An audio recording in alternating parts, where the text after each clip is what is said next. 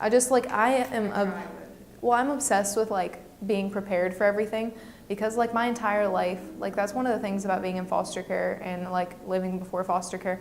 My whole life was a mess. It was just an unplanned like crazy thing after the other, and it was always about change and like never really knowing where I stood. So I'm like obsessed with like budgeting and having a plan for everything and being prepared, like high-end OCD obsessed. So I make like a new budget every time my finance changes, like every time. And right now, like I'm set to like be able to pay all my bills and like cover everything until things get a little bit like steadier and I get like used to not having that money anymore. But at the same time, like I would have to dip into my savings and I would like pull all of my savings out. And I like having a couple like things that I know. Like, I just like having a safety net. I like to always be prepared for everything. So I just like if I have a second job, I wouldn't be so stressed out. Yeah, I remember even when we were like when I was younger and things were going like better with my mom, like before my mom got addicted to drugs, I mean, like the abuse was still there because my mom's never had a super good taste in guys.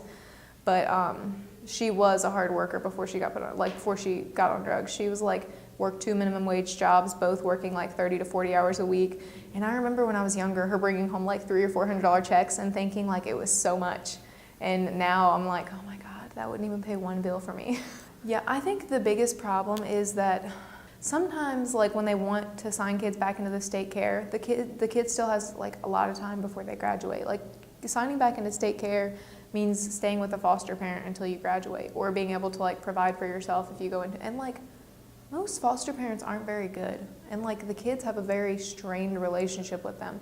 And if they stay there after they turn 18, it's just gonna get worse because then the foster parent's gonna hold it over their head that they're 18 and staying with them.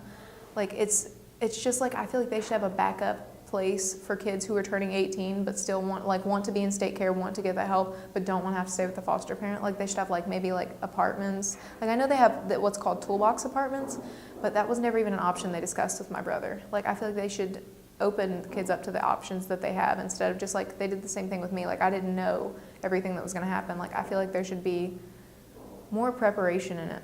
Like there's a lot of stuff set in place to help the kids, but it's not usually explained to the kids, and the kids end up like kind of flailing around trying to find their own way still because a lot of the things about the Modify or the foster care system or what you have to do, like they don't understand. And then a lot of them end up losing out because of that.